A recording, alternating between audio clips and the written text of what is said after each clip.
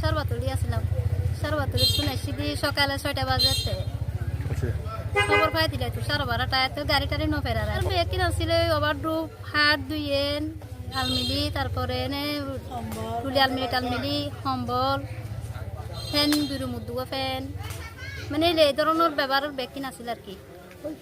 এখন আমার ক্ষয়ক্ষতি নগদ টাকা গেছে 1,27,000 টাকা মতো, আর স্বর্ণ গেছে 3 ভরি। আর আসবাবপত্র যা ছিল তো সব পুড়িয়ে গেছে।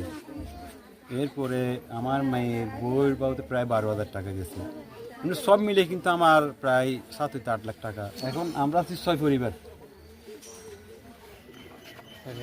সব শেষ অ্যাকচুয়ালি আমার এই যে ক্ষেতের ধান প্লাস গরুর ওই যে দেখতেছেন আপনারা গরুর জন্য কালকে নিয়ে আসছি কালকে মনে করেন 7টার দিকে আনছি এগুলো গরুর খাবার প্রায় 15-20 হাজার টাকার প্লাস আমার দাম মাত্র ওটাইছি যে আজকে ইয়ার করার কথা ছিল পাই নাই আল্লাহর রহমত এটা সব কিছু এখানে আল্লাহ।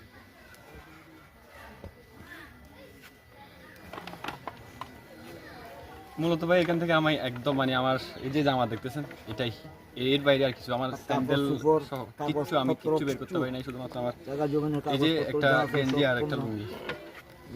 আমার ঘরের মা বোন মানে মাথায় যে ওড়না দিবে এটাও নাই।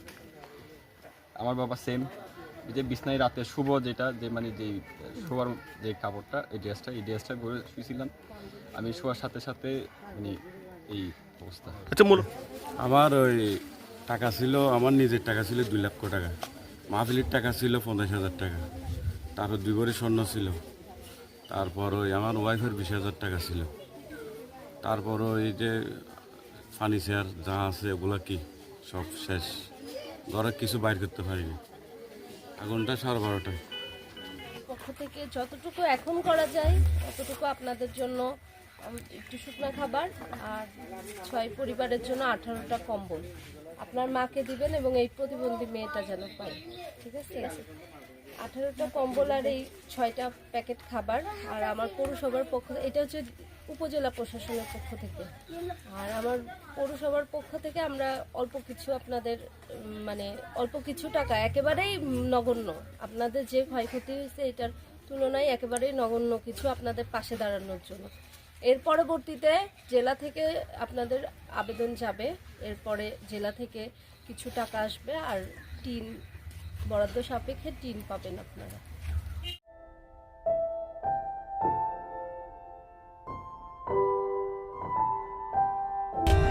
For more updates, subscribe to our channel, click the show links and enjoy watching the videos.